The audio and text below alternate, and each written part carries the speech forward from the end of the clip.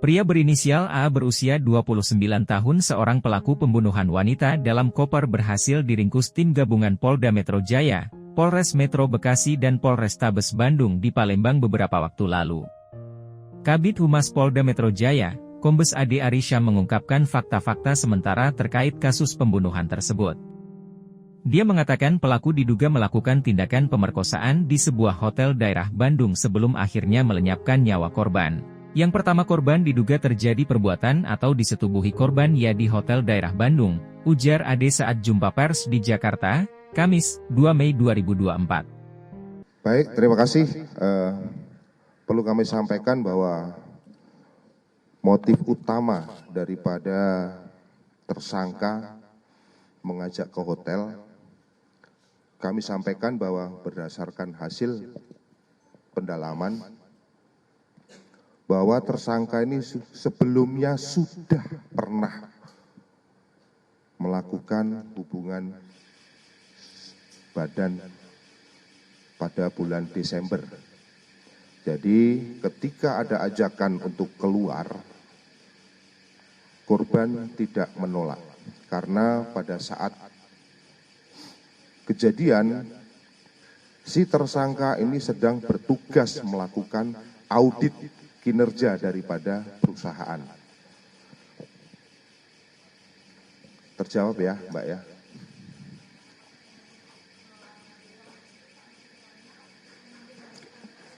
Pada awalnya hanya untuk melakukan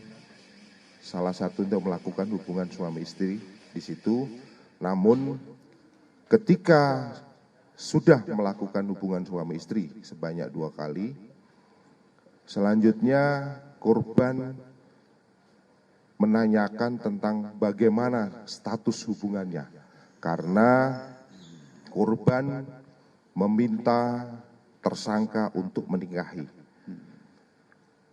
Karena tersangka menolak untuk menikah dan menyatakan bahwa hubungan tersebut didasari atas suka sama suka, selanjutnya korban membuat perkataan yang mungkin menyinggung tersangka, sehingga tersangka emosi dan secara spontan melakukan atau membenturkan kepala korban ke tembok, dan selanjutnya setelah jatuh korban dicekik dan ditutup mulutnya atau disekap mulutnya selama kurang lebih 10 menit, dan sampai kondisi daripada korban ini sampai lemas dan kemungkinan pada saat itu sudah meninggal dunia.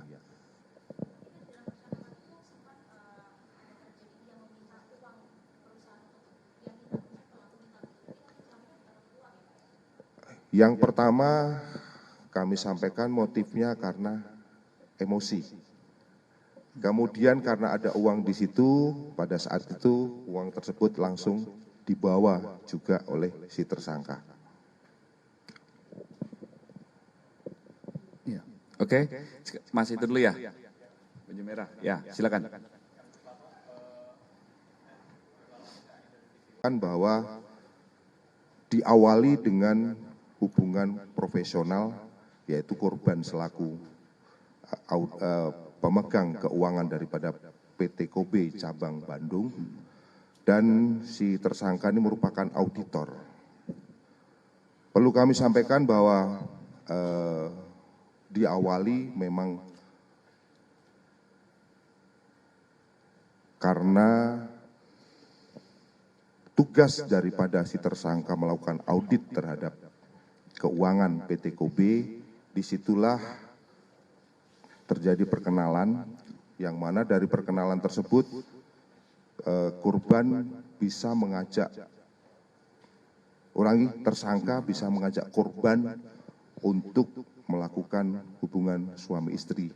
Jadi tidak pada saat itu, tapi sebelumnya sudah pernah 2 kali, ya, yaitu pada bulan Desember dan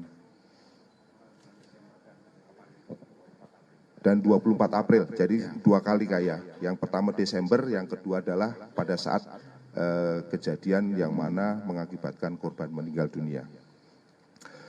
Kemudian kata-kata yang membuat tersangka tersulut emosi, yaitu karena korban menanyakan status hubungan mereka, yaitu kita mau bagaimana. Kemudian tersangka menjawab, ini kan cuma seneng-seneng saja, kita sama-sama mau. Kemudian korban menyatakan bahwa intinya tersangka harus bertanggung jawab untuk nikahin korban. Kemudian tersangka menjawab, kamu pinjem uang setoran ini, nanti kita nikah. Namun korban menolak. Kemudian tersangka bertanya, mau dinikahin atau tidak?